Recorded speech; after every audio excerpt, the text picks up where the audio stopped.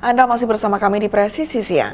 Konvensi Nasional Partai Republik di Milwaukee menghadirkan sejumlah tokoh yang dulunya menjadi pesaing Donald Trump dalam bursa capres Partai Republik. Kehadiran mereka untuk membulatkan dukungan bagi Trump untuk maju dalam Pilpres November melawan petahana Presiden Joe Biden. Berikut liputan Randy Wicaksana dari VOA. President Donald J. Trump. Konvensi Nasional Partai Republik, seperti konvensi-konvensi sebelumnya, menekankan persatuan internal partai. Malam kedua konvensi menunjukkan semangat itu dengan tampilnya sejumlah mantan lawan Donald Trump yang sempat menantangnya dalam pemilihan pendahuluan. Termasuk Vivek Ramaswamy, pengusaha yang akhirnya mundur setelah Iowa Caucus, pemilihan pertama dalam rangkaian pemilihan pendahuluan pertengahan Januari lalu. If you want to seal the border, vote Trump. If you want to restore law and order in this country, vote Trump. Juga hadir Gubernur Florida, Ron DeSantis, yang mundur sebelum pemilihan New Hampshire, pemilihan pendahuluan urutan kedua pada akhir Januari lalu. My fellow Republicans, let's send Joe Biden back to his basement and let's send Donald Trump back to the White House. Ada juga Nikki Haley, mantan gubernur South Carolina yang juga sempat menjadi duta besar Amerika Serikat untuk PBB di bawah pemerintahan Trump dulu. I'll start by making one thing perfectly clear. Donald Trump has my strong endorsement. Haley akhirnya menjadi penantang terkuat Trump dalam pemilihan pendahuluan dan baru mundur bulan Maret. Pada pemilihan pendahuluan Partai Republik di awal tahun ini, para bakal capres banyak yang mengkritisi secara keras terhadap Donald Trump dan juga menyoroti kelemahannya.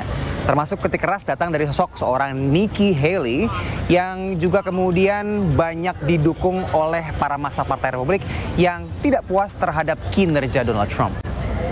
Saat pemilihan pendahuluan, Haley menyebut Trump sebagai tokoh tak layak dan tak mungkin menang Pilpres. Tapi anggota delegasi dari negara bagian asal Haley ingin melihat ke masa depan, bukan ke masa lalu. It doesn't matter who ran against him before, President Trump is bringing them all in together, and that's what we want to see. Rekan satu delegasi ditanya oleh VOA, apakah ia percaya Nikki Haley sepenuh hati mendukung Trump melawan Presiden Joe Biden.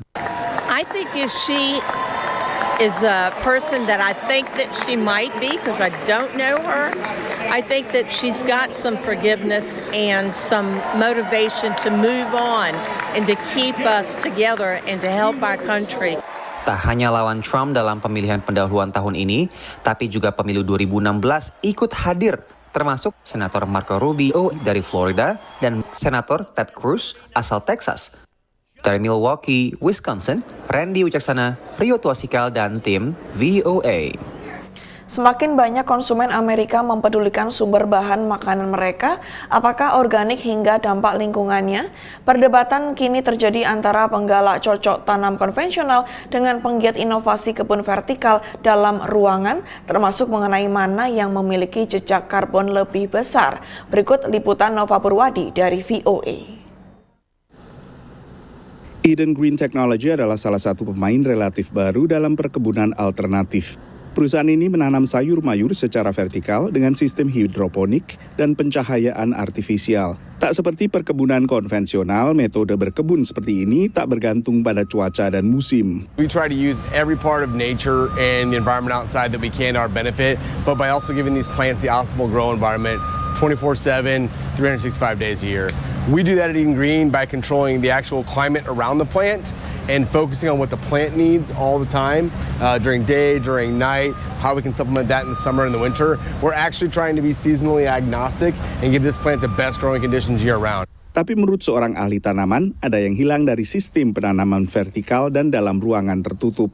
This farm is supporting those trees and those patches of forest and these meadows. And you know, there's hawks and other birds flying overhead, and you're not going to find that on an indoor farm. Lagi pula, perkebunan vertikal sejauh ini masih banyak menggunakan listrik dari bahan bakar fosil. We are missing out on enough investment money going to more traditional farming. There's a huge opportunity to invest in traditional farming to increase productivity, reduce the carbon footprint of farming, increase the nutritional quality. That's the kind of investment that we should be looking to, is practical solutions to the problems of real farming, not sort of making up some new kind of farming. Tapi menurut pelaku perkebunan vertikal, cara berkebun seperti ini nantinya bakal bisa beralih ke sumber energi terbarukan. Sementara metode ini juga tak banyak menggunakan lahan dan bisa memaksimalkan setiap meter persegi.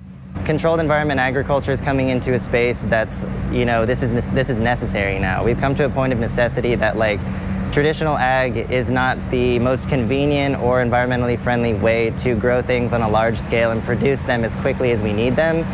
We're just trying to supplement something that we recognize is already an issue. So I think that moving forward, that sustainability has to be a conversation regardless of where we're growing our food. Kebun vertikal juga bisa dibangun di pusat kota dan tanaman hasil panen dipasarkan tak jauh dari tempat bercocok tanam. Terlepas dari pro dan kontra, analis juga mencermati ada tantangan tersendiri untuk tetap menjaga profitabilitas perusahaan-perusahaan yang bergerak dalam agrikultur vertikal. Salah satunya adalah semurah apapun pencahayaan dari lampu LED, masih lebih murah cahaya matahari. Dan karena itu sejumlah perusahaan ternama yang bergerak dalam agrikultur vertikal, termasuk diantaranya Aerofarms dan Calera, akhirnya sempat mengajukan pilot. Dari Washington DC, saya Nova Purwadi dan tim VOA. Wakapolri mewakili Kapolri meresmikan nama gedung Wine Tunnel Korps Brimob Polri yang diganti nama dari Tan Satrisna menjadi Sumardi. Setelah jeda berikut ini, tetaplah bersama kami.